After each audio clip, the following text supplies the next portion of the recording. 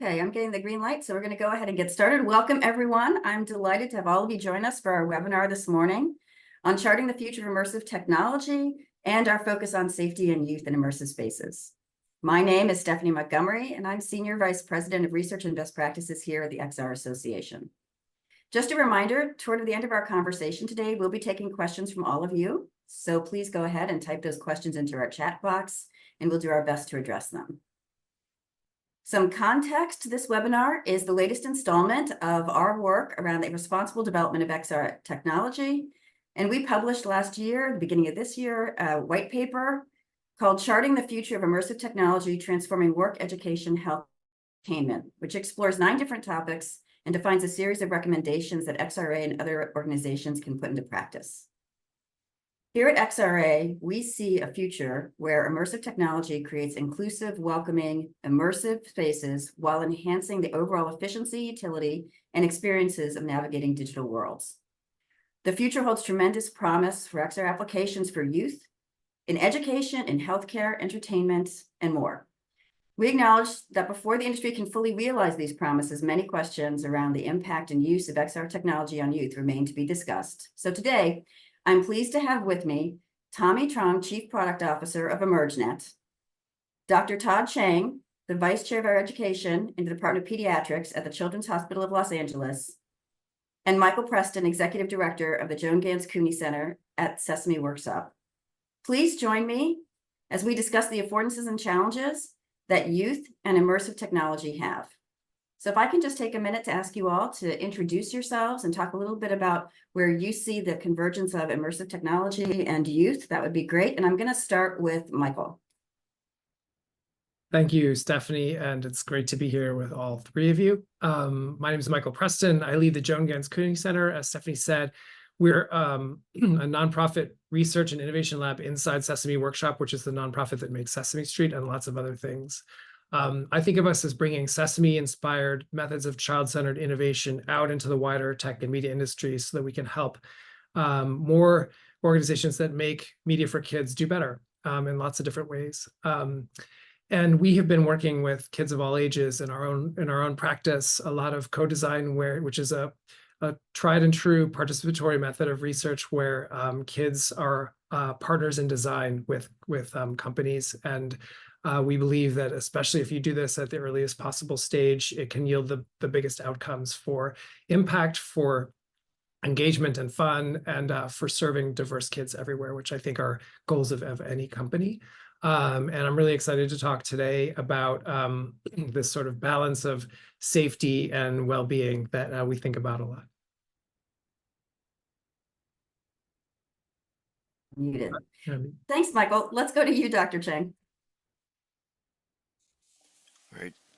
Thank you for the invitation, and Stephanie, and it's great to meet all of you. My name is Todd Chang. I am a board-certified pediatrician and a pediatric emergency medicine physician. I work primarily at Children's Hospital Los Angeles in California, and I function in a couple of different ways, mostly in the education and the simulation sphere. And for virtual reality and XR in general, and particularly in the healthcare setting and from a hospital, we divide our teams into VR that's aimed specifically for children to use, and then VR that's about children and pediatric care for the education side. And I lead the education side of things, and there's a group of really talented researchers, psychologists, and child life specialists that do VR for the actual kids. As you know, it's a wonderful medium that's very unique in the ability to assume a first-person identity that's different, have 3-dimensionality that's also different, and an immersion that's higher than pretty much most other media that children are exposed to, even though it's a little bit harder as opposed to a phone that you can flip out very quickly. It requires a little bit of dedication and some time spent. And so we're always playing with that idea of VR as either a destination or as an actual utility for children, either longitudinally or as a distraction therapy for them, and for the physicians and nurses and other clinicians as training tools and adjuncts to better 3D visualization. So all of those domains are encompassed in healthcare and VR, and we hope to do more. Sounds great. Absolutely. And Tommy, please introduce yourself. Awesome. Hey, everybody. Thank you for the opportunity. I'm Tommy Truong. Like Stephanie mentioned, I'm the Chief Product Officer at EmergeNET. We are a workforce development solutions provider that utilizes VR as a core tool for career exploration and skills training in Michigan schools. I'm also a partner at Great Lakes Reality Labs. We're a software development company that specializes in developing those VR solutions for education. A couple of our current projects include life skills training for special education and skills training for hospitality. And for one of my favorite things about this immersive technology and spatial technology, I would say has to be the participatory culture of it all, right? Being able to be more immersive and have these conversations is great. One of the other things I do too, their hats, is I'm an adjunct professor at Davenport University where I teach intro to game design. So it's been able to really great to see how VR is being implemented, how we're developing it ourselves, and also seeing the perspectives of students being part of the educational, their own educational journey, developing this and contributing back to how industry should respond as it develops. Great, thank you. Well, let's start digging into some of this. And Michael, I'd love to start with you.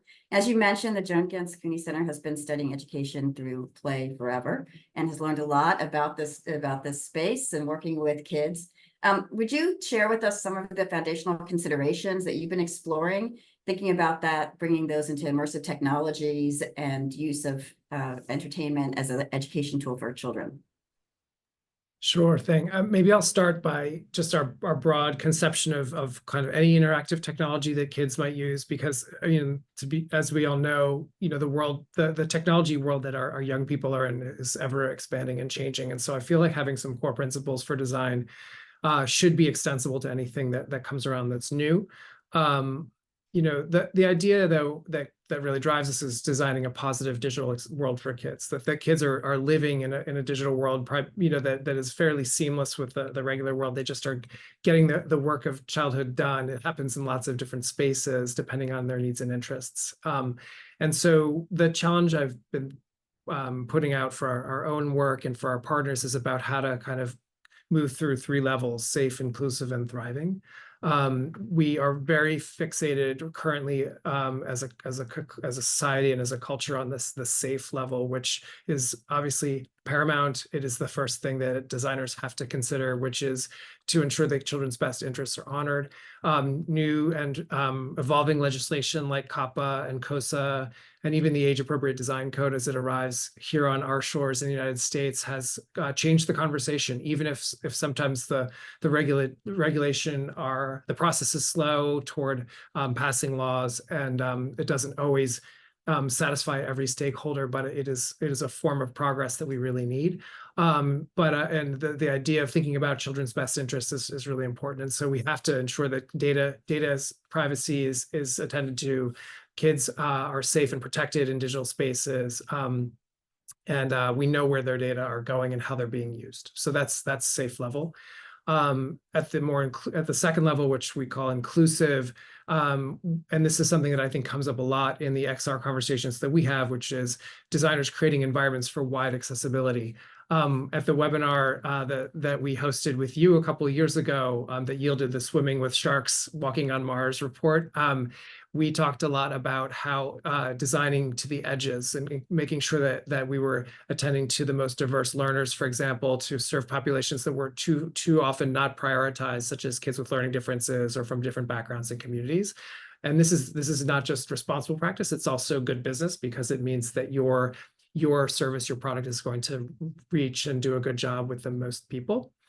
And you'll raise the bar for everybody. And then the third level, which we call thriving, some people talk about wellness, well-being, they talk about mental health a lot. That's all kind of, I think, a proxy for people just feeling like this matters. And it shows up in lots of different ways. And maybe we just don't yet have necessarily a unified way of talking about it. But essentially, we think of it as designers looking to empower kids and all people to find meaning in the encounters they have, play, opportunities for collaboration, and learning and creativity, and promoting well-being as an outcome, which might include things like belonging, social connectedness, and other things like that. So I think that it's helpful to kind of disentangle those things and consider them. I could go in more maybe during this conversation to this, but we see, in classroom applications of XR technology, like we've worked on before together with XRA, how it changes kind of role definitions in classrooms, expectations of what learning is for and what it feels like, and so forth. So I think in addition to it's for me, it's more than proclaiming a new set of ground rules as much as it is adjusting how people think about the opportunity to design experiences for people and what they want to have as the kind of human outcomes from those interactions.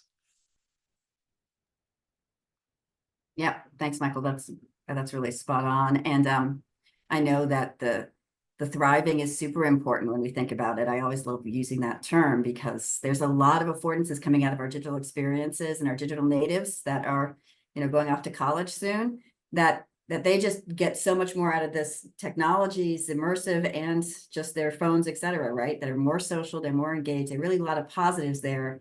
And we have a tendency to focus a lot on the negatives in our policy and discussions and less on the positives. It's important to recognize that with as diverse as our communities are, as far apart as they are, right? We talked about that through history, that these devices help to bring people together and keep them engaged and happy and thriving, right? So I think that's a really important point. And Tommy, I know you've had the opportunity to, as you said, you're professor teaching kids how to build in game design. You're working on these career I like to call them try it experiences. I'd really like to hear your thoughts on how you see what you're building, how you think about safety and keeping kids safe and setting maybe like some norms and behaviors for teaching people who are using your experiences and the ones that they're building to kind of have maybe a respect ground rules, and then also what kids are saying. What are they saying about these technologies and what are their experiences?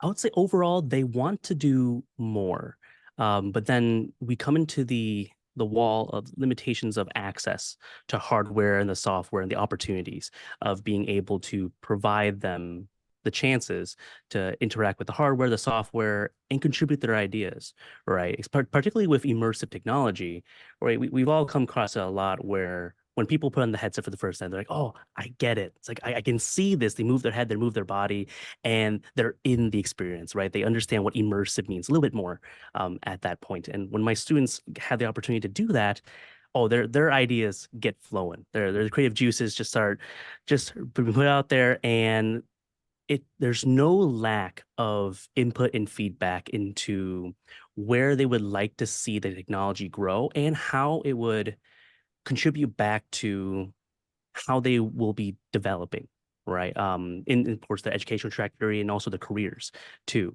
We know that right now, right, immersive technology isn't as common as iPads or Chromebooks yet.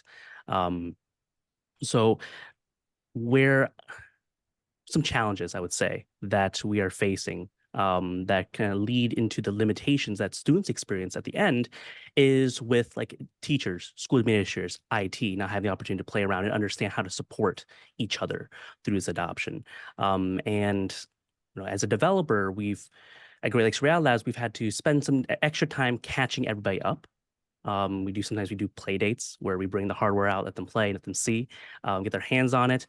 And then I see a similar thing with the adults as I do with the students, right? Is that they see it and they're like, oh, cool. Okay, now I can do this. I can do that. It's less so us justifying the use cases for immersive technology, but now they're driving their own use cases for that.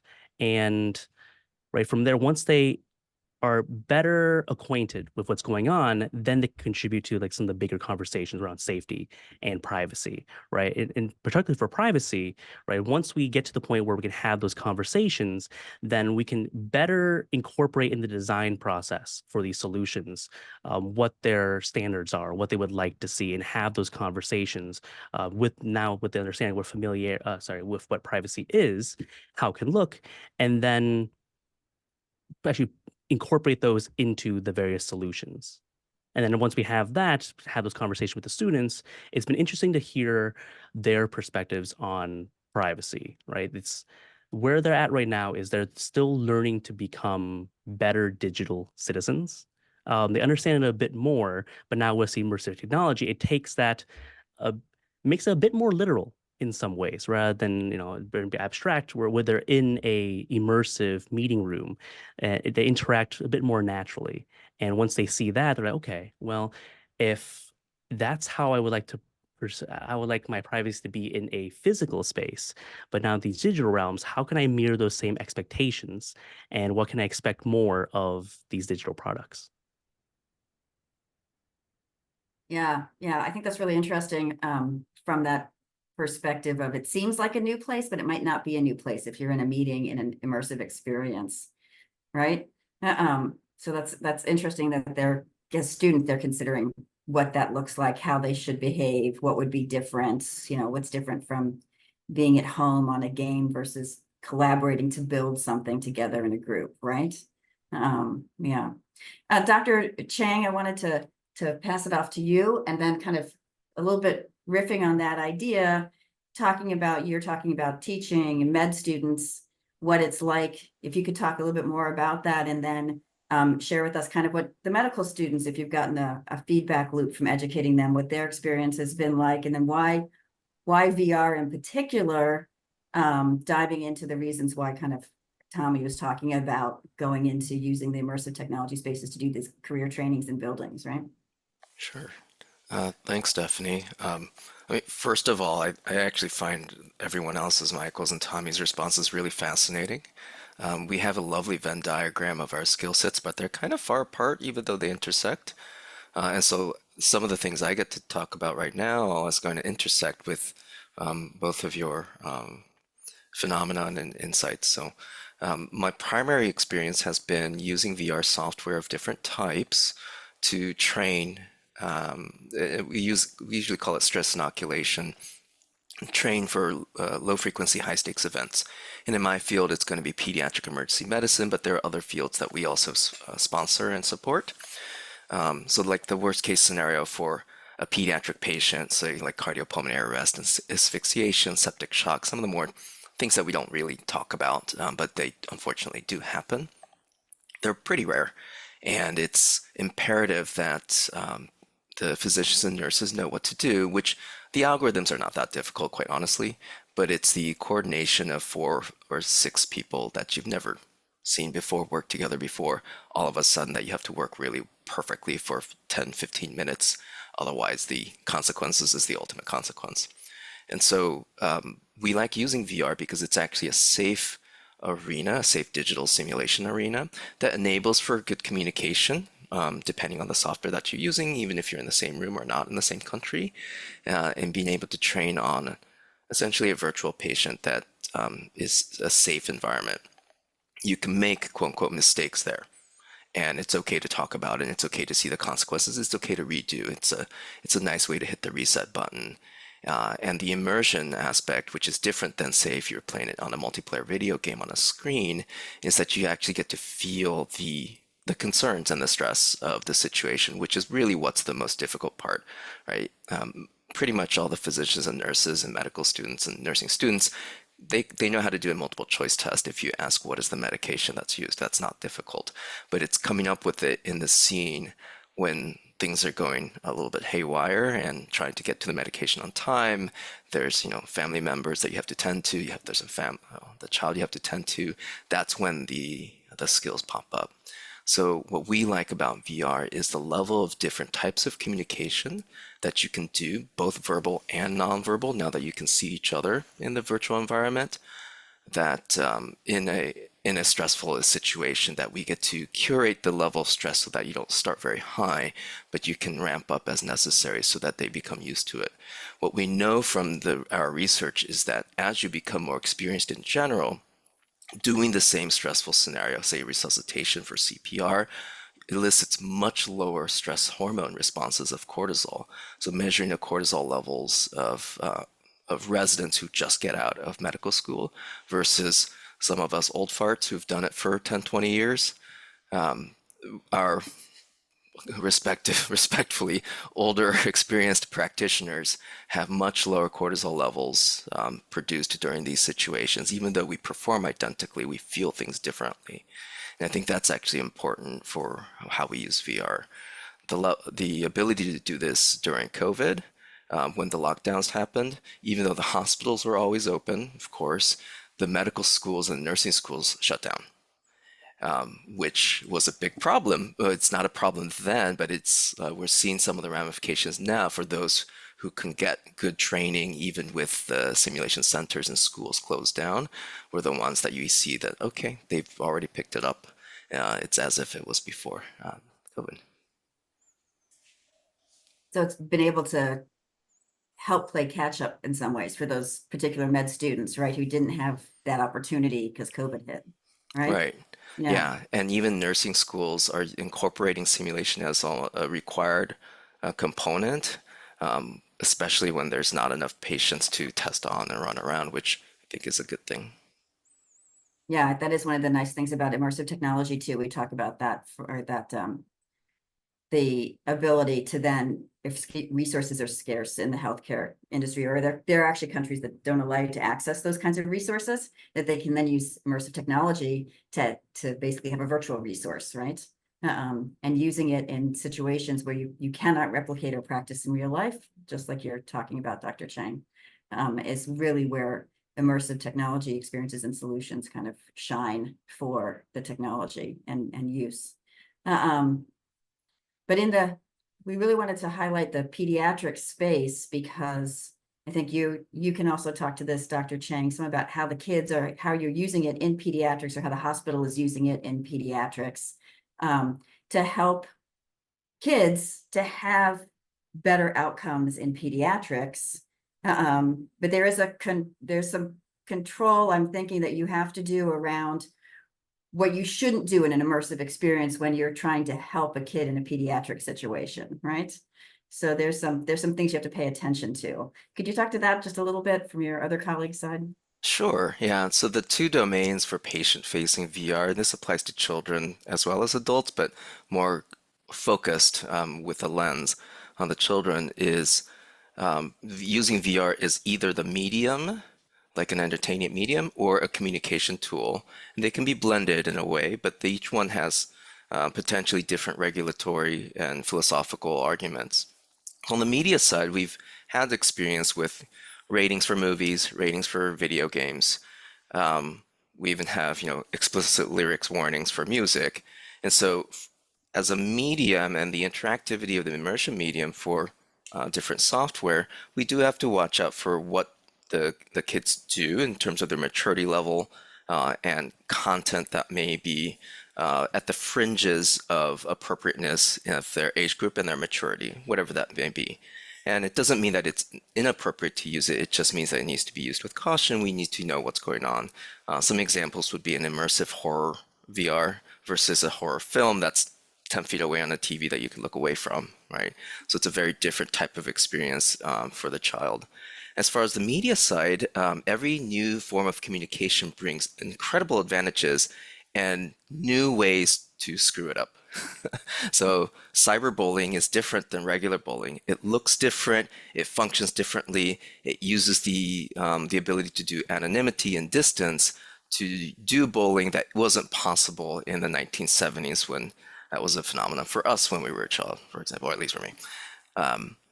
And so for each new type of communication, there's always the advantages, which we talk about a lot, and we love it.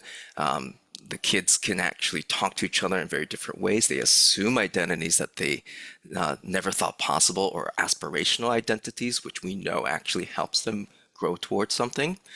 But then there's the secondary side that we have to be concerned about. So I think that's exciting in the sense of there's a lot to work on, and concerning in the sense of there's probably ways of VR and XR communication that we really haven't thought of that's going to give the bad apples, if you will. So that's the space that we're in now. Excellent. And Michael, I saw you nodding along there. Do you have some thoughts to add on that front too? Yeah, the nonverbal feedback is really important in this immersive world, right? I totally agree with what you said, Dr. Chang, both that we have the three of us panelists today have interesting overlapping perspectives and experiences, but also like enough distance that this is really interesting to look for those connections.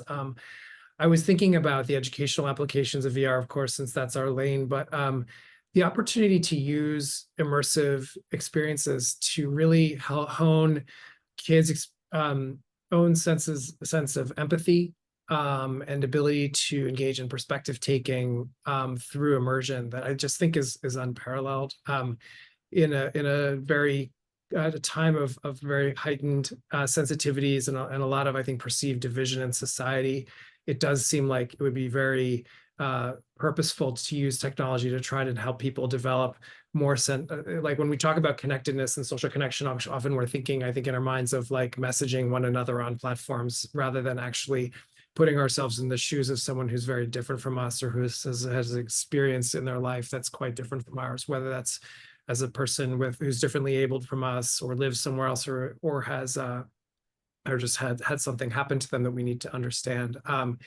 When we did this session with XRA focused on secondary education, we had a filmmaker named Gabo Aurora as a guest speaker whose immersive film Clouds Over Sidra followed a 12-year-old girl in Jordan living in a Syrian refugee camp and what it was like to be her. And I think that's an example of a kind of experience where a kid in a classroom here in New York City would be unlikely to have that firsthand experience. We definitely have people from Syria and from Jordan and all over the world in New York, but to understand what her everyday 12-year-old experience is like can be best understood by spending the day with her. And so his film, I think Gabo's film really accomplished that.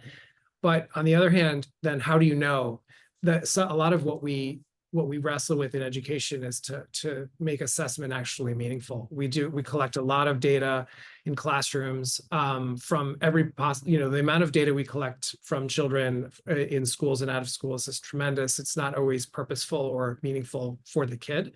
It might be helpful for the educator to understand learning, but I think the XR universe challenges our current notions of assessment and forces us to think a little deeper, like what is it that we really want to have as an outcome. So if we're focused on the example I just shared, how do we know that kids had some sort of internal state change that helps them understand the world a little better and changes how they think about their own life, for example? And then what tools would we give the participant in that immersive experience to express that new knowledge and understanding back to the world? How does it make them feel? I think all of these things kind of go I see these interventions as connected in some ways to what Dr. Chang just shared. I just putting that up there for the group. Yeah, absolutely, Michael. That just made me think about the fact that there's a whole series, learning about World War II that starts in about 4th grade, right? And to just the impact of all of that learning and how they do it at the proper, they reach the kid at the proper level when they're doing the intros of this and they talk about it all the way, through to 10th grade, right? At least here in this area. And what that looks like, and then what that would look like in an immersive environment, as well as then how do you have to have the cycle back, because those are hard topics. Refugees are hard topics. Thinking about people in the world who are in those situations and thinking about world hunger and what do you come back with, right? I mean, kids often come back with interesting things, like they see something like that and they're like, oh, I empathize with that. That's me. And it's not really them, right? But they had such empathy for the situation that they just learned about. So then having those cycles back.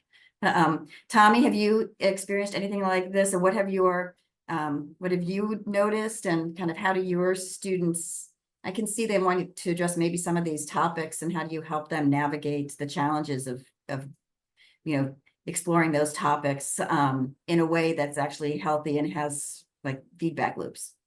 Yeah, sure thing.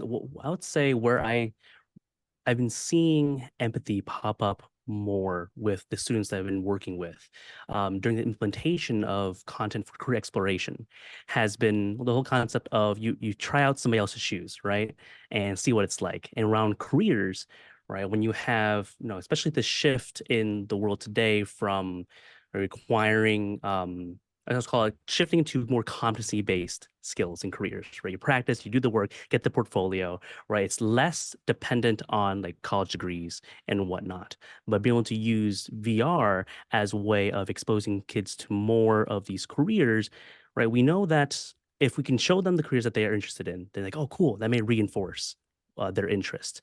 But just as importantly, we get to show them and help them realize what they really don't want to do.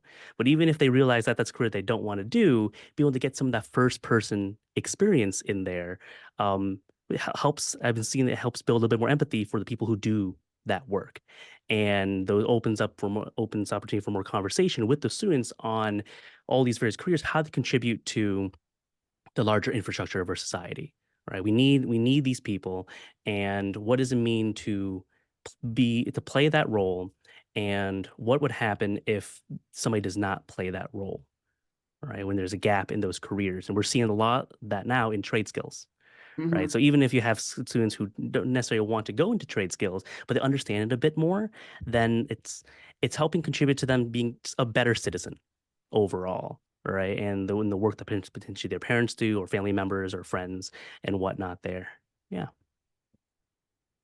Yeah, that's really an interesting extension, right? We talk about that some too, about immersive technology allowing for these additional extension learnings. So if nobody is training to drive trucks, your supply chain breaks down because lots of things move across the country in trucks, right? For example, right?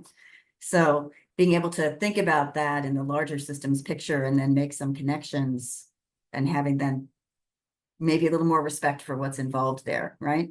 And it's a little less us and a little more us and a little less them kind of situation. Absolutely.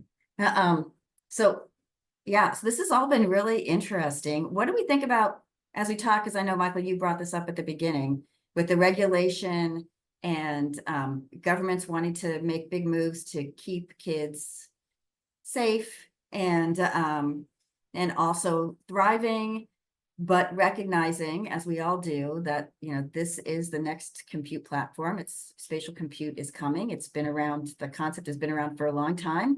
Apple brought it to life more recently, but as Dr. Chang was saying, they're teaching medical students in immersive technology. We know Walmart's been teaching for the past 10 years, their sales team in immersive technology. Our youth are going to meet this in the workplace more often than not in the future. Hopefully, Tommy, we will see reduced barriers to getting this technology into people's hands. We're all working on the fleet management aspect of it. Solutions are rolling out all the time to help teachers better manage how to teach in immersive technology. We're seeing a lot of movements in those spaces. But as all that starts coming into play, we know that the EU has regulations in place. You mentioned COSA and COPPA, Michael.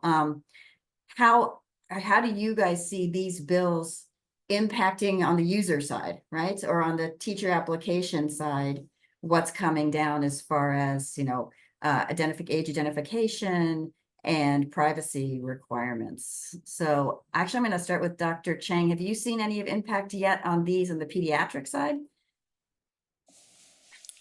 So we haven't actually seen that much in terms of regulations that affect pediatric care. Certainly not pediatric acute care, where we only use it very temporarily. Even with the black box warnings that warn against, age 10 and 8, in terms of its use, we routinely use it in younger kids, especially if it's temporary, for distraction therapies. For the longitudinal use, for those, for example, who are exploring their identity, and they're using it as a second person medium, right? It's the best second person medium, as opposed to the choose your own adventures, which was our second person medium back in the paper days. There's probably going to be some new regulations that will limit the types of contact that we have with the different identities. It's basically another way of becoming anonymous, and that brings wonderful ways of communicating, because you're anonymous and empowered, but also the not so great sides. Because you're anonymous, you can do things with less oversight, and so that oversight's going to come pretty soon. As far as XRA and the XR proponents, we should definitely be on the lookout, but also be proactive about our recommendations, so that we can actually inform the folks who are elsewhere and outside of XR who want to regulate. Michael, what have you been seeing for education? I think in just in general, COSA has been in the news a lot in terms of both its slow progress, but also the pros and cons of the legislation. I think we do need all of the things that are specified in this bill, a duty of care provision to actually force the platforms to protect kids better from sexual exploitation and abuse of children content, for example, that is rampant on platforms. Even if people don't necessarily see it themselves in their own experiences, it's there and very problematic. Safeguarding minors is a huge issue that is just challenging on platforms. I think, you mentioned age assurance or age verification. There are different approaches, pros and cons for them. How can you understand a child's age with some degree of certainty, and what's the most privacy privacy supporting approach to doing that, right? To reduce how much about a given kid. And in fact, many lobby for no collection of data from minors, no use of those data for marketing or advertising purposes. I think that all of these things are really essential. Enabling parents and caregivers more ability to support and protect kids is important, but there's also the tension there between parents whose perhaps well-intentioned efforts may actually get in the way of what's maybe what some would consider children's best interests. It can be complicated based on folks' perspectives, culture, background, and so forth. What is the appropriate relationship between the parent and child in the digital space? For me, it goes to a lot of the current dialogue around books that people are reading about mental health and technology, and drawing causal connections between kids' digital media use and what we see as an increase in mental health crisis. Kids are anxious and stressed, and also a rise in suicide. So that's something that we could debate for another hour if we wanted to talk about that. But I think the reality is that I think that most kids have an okay experience with technology, and the things that a lot of the critics call out as negatives for technology are actually protective and helpful to certain marginalized populations, including LGBTQ kids, kids of color, et cetera, for whom finding community, finding support can be very helpful. And so I think that any kind of legislation that is like a one-size-fits-all protection bill brings a necessary level of complexity that needs to be debated and worked on in good faith. And that all applies to the XR experience as much as anything, which is an incredibly data hungry platform in order to enable the kinds of experiences we're hoping people to have in them. So again, for 50 years of Sesame, which is my frame, going from one television in each home in America, 95% of homes in the 1960s, to now where we have we live in this pixelated universe on every platform. How that vastly changes the dynamic of our relationship with media and how it changes our behavior. I think we have to be really rigorous, and XR is in some ways the bleeding edge of a lot of this stuff, and huge opportunity, and then also the complexities we have to keep thinking about. That was probably more than you wanted to hear in response to that question, but I think it just opens a big can of worms. We should schedule part 2 to talk about that. Well, I think there is no one-size-fits-all regulation, right? And everybody knows that clothes that are one-size-fits-all really just fit most. So usually not kids. Right, and usually not kids. And that those headsets do collect a lot of information so that, things can be at the right height. It needs to know how high the headset is off the floor, right? So you can actually have the experience properly. And so we do, there's a whole inclusive conversation and a whole privacy conversation that's coming. But there are all kinds of affordances that developers and designers have the opportunity to include functions in what they're building, to be able to adjust for some of these things, to make things more inclusive and make their experiences representative. And that's something here at XRA that we talk about a lot in our accessibility groups and our inclusion groups, to see representation, because everyone should be able to find themselves in whatever experience they're going into, especially social and multi-user experiences, but also have the ability to keep themselves as safe as they want to feel while still being able to fully engage in the experience they're doing, which is a tough balance to work for any developer. And Tommy, I know you've been on that side in developing content. And so kind of how have you been able to balance some of that in the work you've been doing over the past 10 years? Yeah, sure thing. Well, first, I love everything that Dr. Chang and Michael mentioned there. I echo a lot of that. And let's say from a developer's perspective, we have, whenever we work with our subject matter experts, maybe teachers or admins and all, when we talk about data, it falls into like one of two places. Or the one, they are not really thinking about data, where they're more thinking about what this overall experience is. So it's a little bit of, hey, here's what we could capture. Let's think about outcomes, right? How do you want this to play in your overall solution, your overall implementation, and what sort of information is valuable for you to be able to assess that and continue moving forward? Then, of course, you have the flip side where you have really data hungry individuals. And then we have to remind them that data can be a dangerous thing. And just collecting data for the sake of collecting data may put you in more trouble than you're ready for, right? Do you have an equal amount of data scientists as you have your legal team? If something were to happen, on that front. But then, going back to outcomes, it's why do you want to track all this data, right? Just doing that may be a waste of resources, right? So what is the core information you're trying to get out of it? And ultimately, take an iterative approach. What do you need to know now? And what do you think you might need to know later? And how can we start accommodating that step by step without building too much technical debt and also without building too much implementation debt, right? If you have a bunch of data, then the boots on the ground who have to work with it, then they have to deal with all the data that was designed to be captured for all that. And then for working with my students, right, I'm teaching them to shift their mindset from being a consumer to being a creator. And when we talk about data and those fronts, it's been interesting to see them question their administration a bit more. Like, wait, hold up. How much is my school capturing of what I'm doing here? It's like, good, yes, talk about those things. Why are you concerned? And they're going to be the next generation of developers. They should be prepared to push back, right, in a healthy way, respectful way, of course, so that everybody can approach it from a productive stance when it comes to data. And again, not just to be data hungry for the sake of being data hungry.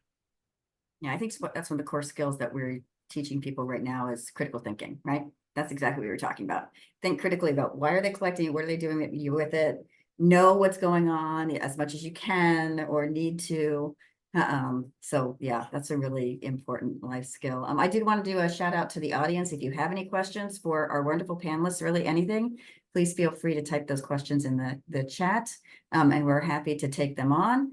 I did want to kind of explore one more thing. I know that part of our initiative here, working with our XR Advisory Council and then pushing out our white paper, we have a goal to continue to explore this intersection of immersive technology and youth. And then next year, our goal is to issue a best practice guide for developers, continuing to add to our suite of developer guides that we have put out. And we want to focus on this youth aspect. So from your collective experience, kind of what kind of guidance would you look for? Like, would you want to give developers in this space that you think would be helpful for them to have? And I'm going to start with you, Tommy. Ooh, I would say, of course, first, as a developer, I would love to be able to see more resources to guide developers that have the conversations. Right. So some developers are so focused on just creating that they don't take a step back and say, why are we doing these things? But it can be difficult to have these conversations, right, with your stakeholders and whatnot. Even if you have if you don't have external stakeholders, having these conversations internally, even if you're a solo dev, right, for that piece. And another guide on how to navigate that feedback. It can be very intimidating, right, when you get feedback or critiques or anything negative, even if it's not meant to be perceived as negative, but it could be a challenge of like, hey, why did you make this decision? Helping developers navigate those conversations could be super helpful. And of course, on the flip side, I would love to see some guides to, say, some teachers, admins, parents, to know what questions that they can add so they can better participate in all of this, right? Participatory culture is on the rise with all this technology and how things are developing, but we need to prepare them to be able to do so. Excellent. Dr. Chang, what would you want to see in something like this? Sure. Well, first, I want to thank all the developers because you guys do quite a bit of hard work in this pioneering field. But please include all of us in different fields, in different expertise, because we actually we have quite a bit of ideas, some of which may apply and some of which may not. I like to think of the VR, especially VR over all the other XR, it's the only second-person medium in which the parent and caregivers or teachers can't actually see what's going on. So movies, you can kind of take a peek and see what they're seeing, even if you can't hear on their headphones. You know what books they're reading by picking it up later. But with and even video games, you can see it on their TV. So you get a general sense of what's happening on there. But the VR is the only medium in which it separates the caregiver, perhaps, from the child. That may be what the program needs or the game needs, but that may be something that's needs to be traversed. So particularly a way for parents, caregivers, teachers to really know what's going on without fully streaming the experience would be actually really helpful. We've had a couple of parents who love the idea of doing VR for their kids because it decreases anxiety for medical procedures, and we've shown that quite a few times in different research. But then and for some parents, their anxiety increases because they have no idea and they can't participate. They're just cut off from the child's experience, which can be a little bit unnerving for the parent.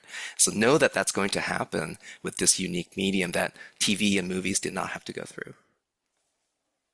Absolutely. And I did know about that that anxiety reduction. I have heard a use case where they have in hospitals put the child in a VR headset in the patient room, and then they wheel them to ER while being in VR, and then they do the operation, and then they wheel the kid back and they put the headset back on and they wake up in where they started, like in the immersive experience where they started. And it's like a no tier transfer, right?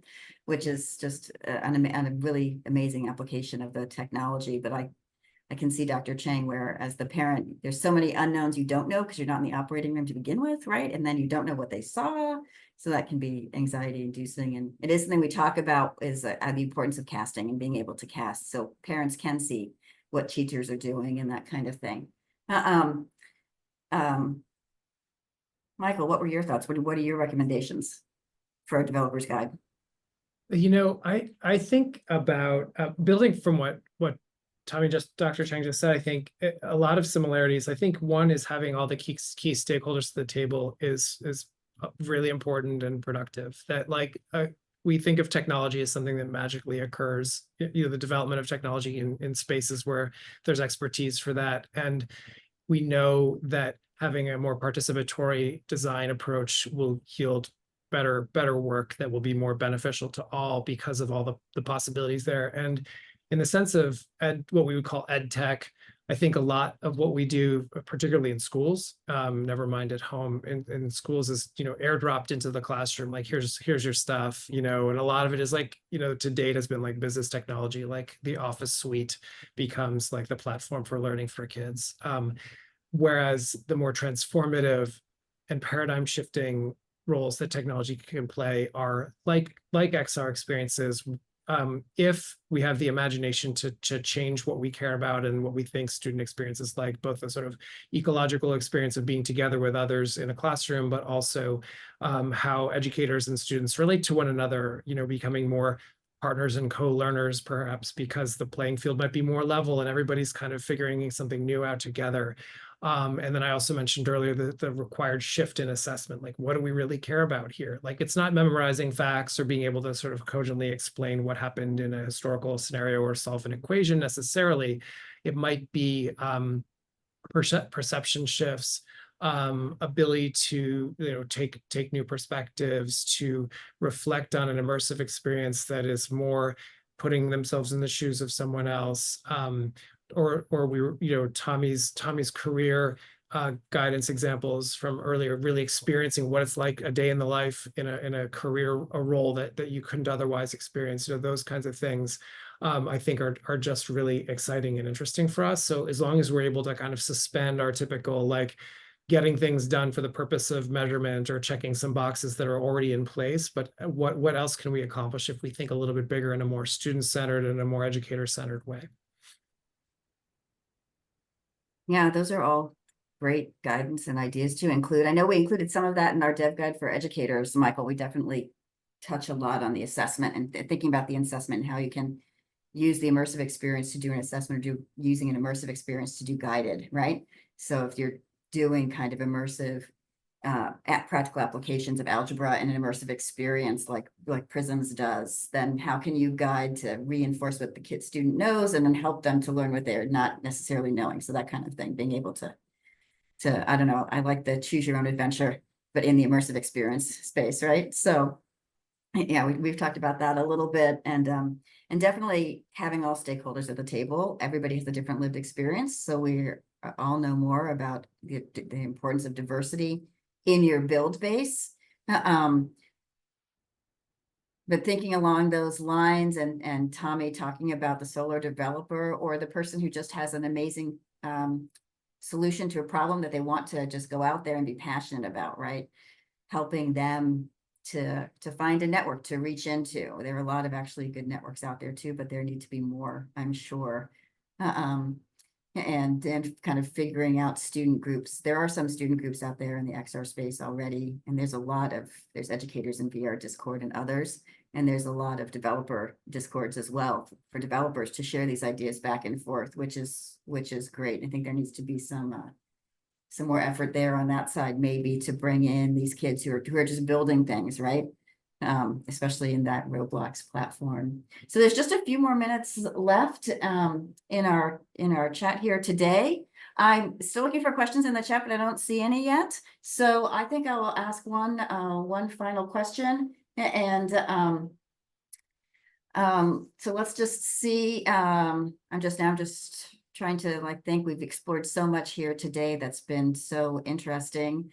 But kind of, and the intersections are really interesting as far as the pediatrics are concerned. And then Tommy, your work with students, and Michael, of course, your excellent knowledge of education in the education space. I have a hard question for Michael Preston right now. Do we know, is Sesame Street going immersive? We've been in every technology. We've experimented with all of it. We've had wonderful projects using AI and image sensing experiences with the Connect sensor, which frankly I loved and was disappointed it went away. But whether it has hit the market yet or not, we have tried it internally. I mean, we take the workshop title very seriously and are constantly experimenting and iterating so that we can best engage and reach kids with really high quality content. So I would say probably, but we may not have hit the right blend of things. If it hasn't hit the market, it hasn't attained the level of ready in our estimation, because we take the needs of kids and families very seriously.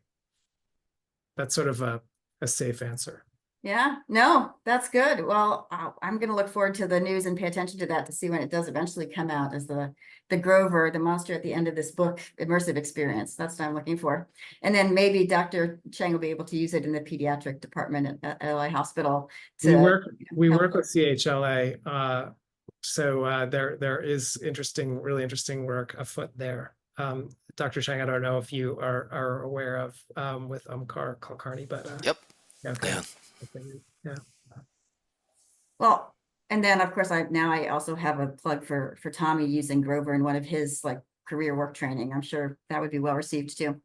I wanted to take a moment to say thank you to all of you for joining me today. I really appreciate it. This has been a great discussion. Lots of great information shared.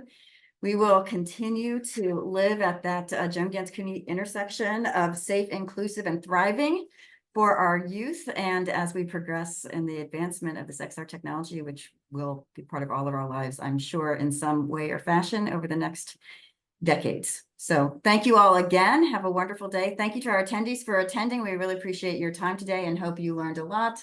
And thank you so much. And this will be saved and cast and available for those who would like to come back and touch on subjects again in the future. So thank you and have a good one. Bye-bye, everybody.